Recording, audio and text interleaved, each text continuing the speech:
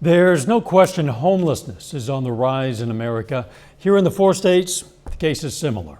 The latest point-in-time count shows a significant increase in every state in our viewing area. From 2022 to 2023, the number of homeless in Arkansas increased a little more than 6%. Kansas jumped 10%. Missouri just under 12%.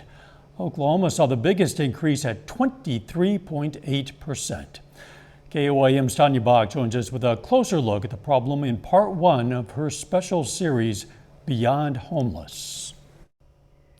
While there are a lot of factors behind homelessness, addiction plays a big role.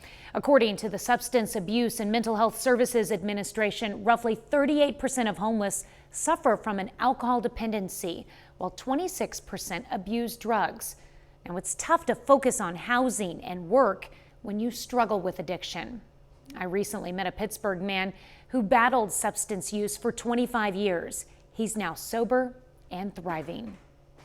It was hard. There was many times that I had to beg the churches. Homeless and addicted to hard drugs for the better part of 25 years. I would always try to be at that next house that accepted kind of the people that I was running with at the time. Flopping from house to house, Jason Rakestraw was not alone. Since 2007, the number of sheltered and unsheltered homeless living in rural Kansas communities has nearly doubled. I forgot who said the quote, but it's pretty pertinent. The difference between despair and hope is often a good night's sleep. Becky Gray is the executive director of Building Health, Inc., a nonprofit subsidiary of the Community Health Center of Southeast Kansas. The organization started overseeing operations at the Wesley House in Pittsburgh just over a year ago, with a focus on addressing the housing shortage in Southeast Kansas. Last year, there were nearly 60 people who took advantage of the Wesley House's overnight shelter,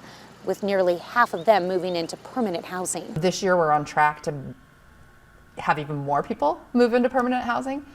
So that good night's sleep really does make a difference. A difference Rakestraw says is key. Not having a good place to sleep at night, not having that comfort of somewhere to lay down, I think is what could drive a lot of these youngers to go back to using or to go back to committing crimes. Committing crimes, for some, as a means to afford their addiction. I've been to prison 3 times, in and out of prison, in and out of, I've had a lot of jail times, and that's over. A year and a half ago, Rakestraw says he finally made the decision to quit. It's either I stop now or I'm gonna die. Rakestraw says he went from rehab straight into an Oxford House, a Pittsburgh resource that provided Rakestraw a bed to sleep in and also accountability. Stuck to my goals, stuck to my program, and got a job and just kept growing. And before I knew it, I was president in one house, or moving out of that house, I opened up the first men and children's house here in Pittsburgh, and that's still open. Rakestraw now has his own home and has regained custody of his children, 2 things he knew were not possible until he quit using drugs. I've made it so far in this year and a half, I can't fathom what the next 5 years would be like, but I know that I want it. Rakestraw says he couldn't do it alone. In addition to the help he received from the Oxford House, there's one man who went out of his way to steer Rakestraw down the right path. You'll meet him in part 2 of my special series, Beyond Homeless. Tanya, thanks. And you can watch part 2 of that report tomorrow night on KOIM News App.